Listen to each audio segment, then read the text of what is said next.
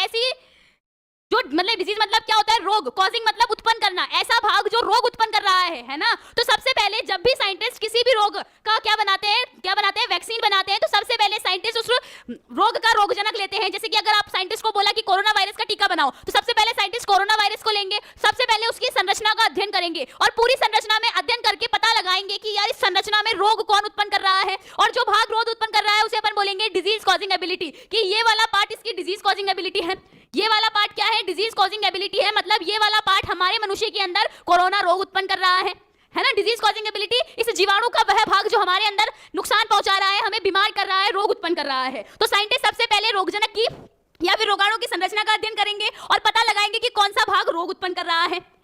फिर साइंटिस्ट क्या करेंगे, फिर साइंटिस्ट जैसे कि मान लो ये रोगजनक था, ये रोगजनक था आपका, इस रोगजनक का ये आनुवंशिक पदार्थ था और ये कौन सा पार्ट था, डिजीज कॉजिंग एबिलिटी वाला, है ना। साइंटिस्ट सबसे पहले क्या करेंगे, इस रोगाणु में से या फिर इस रोगजनक में से क्या करेंगे, डिजीज कॉजिंग एबिलिटी को हटा देंगे, है ना। जैसे ही साइंटिस्ट ने रोगाणु के अंदर से डिजीज कॉजिंग एबिलिटी को हटा दिया, अब ये रोगजनक क्या रोग उत्पन्न कर पाएगा, मतलब रोगजनक के अंदर से हमने ने वो भाग हटा दिया जो रोग उत्पन्न कर रहा था।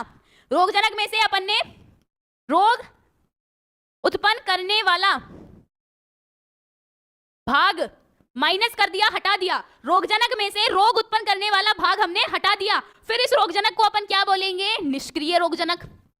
निष्क्रिय रोगजनक, ऐसा रोगजनक जिसके अंदर रोग उत्पन्न करने की क्षमता नहीं है, ऐसा रोगजनक जिसके अंदर रोग उत्पन्न करने की क्षमता नहीं है, उस रोगजनक को अपन निष्क्रिय रोगजनक कहते हैं। तो साइंटिस्ट, बेटा साइंटिस्ट है वो, है ना। तो साइंटिस्ट सबसे पहले क्या करते हैं, ध्यान से सुनो, जब भी किसी साइंटिस्ट को बोला जाता है कि आपको इस रोग का क्या बनाना है, वैक्सीन बनाना है, टीका बनाना है, तो साइंटिस्ट सबसे पहले रोगजनक को लेते हैं, उसकी संरचना का अध्ययन करते हैं और पता लगाते हैं कि कौन सा भाग उत्पन्न कर रहा है, कौन सा भाग रोग उत्पन्न कर रहा है। उस भाग को हम बोलते हैं डिजीज कॉजिंग एबिलिटी। रोगजनक में वह भाग जो रोग उत्पन्न करता है उसे डिजीज कॉजिंग एबिलिटी बोलते हैं। फिर जब साइंटिस्ट टीका बनाते हैं तो इस रोगजनक में से रोग उत्पन्न करने वाला भाग हटा दिया, मतलब साइंटिस्ट ने अगर कोरोना वायरस का टीका बनाया है, ध्यान से सुनो, अगर साइंटिस्ट ने कोरोना वायरस का टीका बनाया है तो साइंटिस्ट ने क्या किया, कोरोना वायरस लिया और इस कोरोना वायरस में से रोग उत्पन्न करने वाला भाग हटा दिया। अब ये एक ऐसा कोरोना वायरस है जो रोग उत्पन्न नहीं कर सकता है। क्यों नहीं कर सकता है, क्योंकि रोग उत्पन्न करने वाला भाग हमने हटा दिया।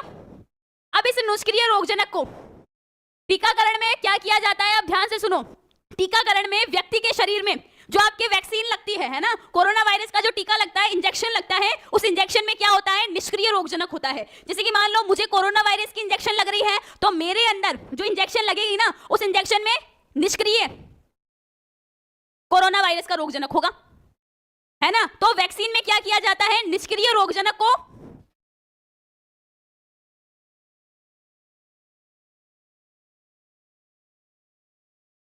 निष्क्रिय रोगजनक का शरीर में प्रवेश कराया जाता है ना। तो देखो ये निष्क्रिय रोगजनक हो गया और इसी निष्क्रिय रोगजनक का क्या बनाया जाता है, टीका बनाया जाता है। तो मान लो अगर कोरोना वायरस का टीका बनाना है तो साइंटिस्ट क्या करेंगे, कोरोना के वायरस का रोगाणु लेंगे, उसमें से रोग उत्पन्न करने वाली क्षमता को हटा देंगे और निष्क्रिय रोगजनक बना देंगे, और यही निष्क्रिय रोगजनक क्या है, उसका टीका है। अब ना एक बात बोलना चाहूंगी, आगे का प्रोसेस समझना है तो प्लीज यार चैट ऑफ कर दो, है ना, क्योंकि आप क्वेश्चन कर रहे हो।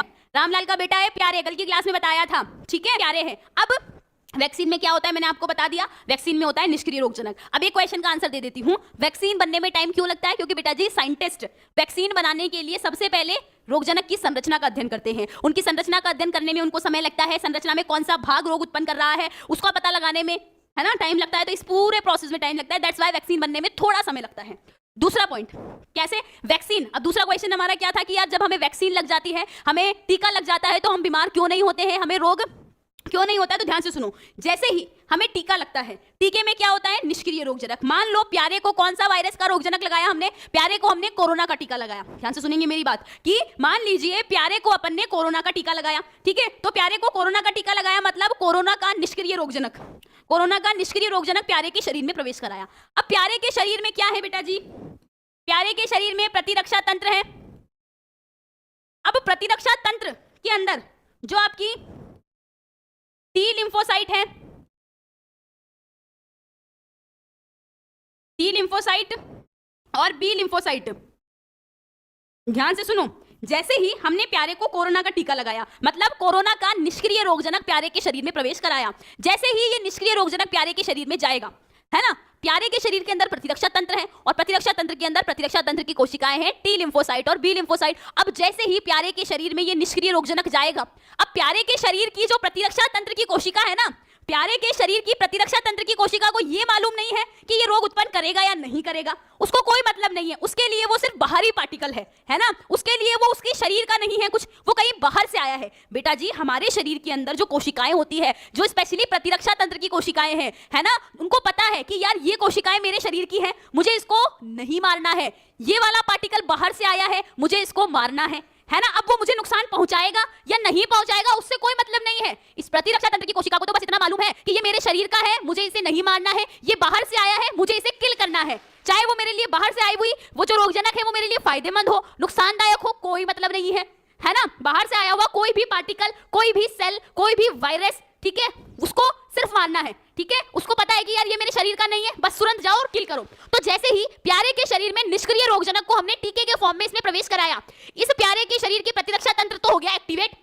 उसको पता है कि यार ये बाहर से आया है, ये जो आया है ये मेरे शरीर का नहीं है, ये बाहर से आया है। अब बाहर से आया है तो मुझे इसे मारना है। तो जैसे ही ये टीका इसको लगेगा, ये निष्क्रिय रोगजनक इसके शरीर में प्रवेश करेगा, इसके शरीर का प्रतिरक्षा तंत्र एक्टिवेट हो जाएगा। उसको ये कोई मतलब नहीं है रोग उत्पन्न करेगा या नहीं करेगा, वो तुरंत एक्टिवेट हो जाएगा। और प्रतिरक्षा तंत्र में टी लिम्फोसाइट और बी लिम्फोसाइट क्या करेगी, इसको पहचानेगी और इसको मारने के लिए प्रतिरक्षी बनाएगी, प्रतिरक्षी बनाएगी। और क्या करेगी, निष्क्रिय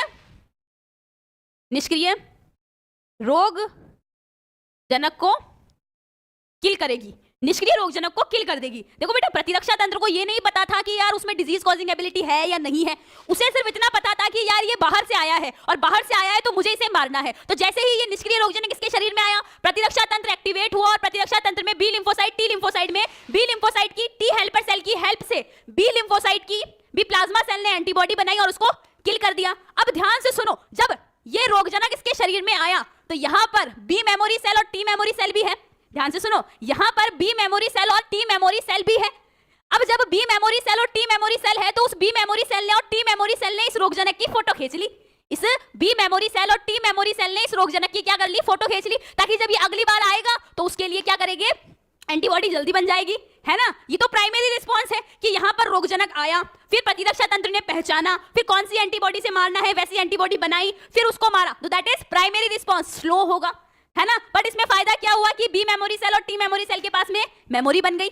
तो हमने क्या साजिश रची, जो हमारी एक्वायर्ड इम्यूनिटी थी, एक्वायर्ड इम्यूनिटी में क्या होता, सॉरी हाँ, एक्वायर्ड इम्यूनिटी में क्या होता है कि जब रोगजनक पहली बार आता है तो हमें रोग होता है और हमारे जो टी मेमोरी सेल और बी मेमोरी सेल में कॉपी बन जाती है, ताकि सेकंड बार जब रोगजनक आए तो हम क्या कर ले, रोगाणु को तुरंत मार दे, है ना। स्मृति वाली बात है। तो ऐसे ही हमने क्या करी, एक चाल चली है, हमने एक चाल चली है हमारी बॉडी की प्रतिरक्षा तंत्र की कोशिका के साथ, ताकि वो रोगाणु को जल्दी मार सके।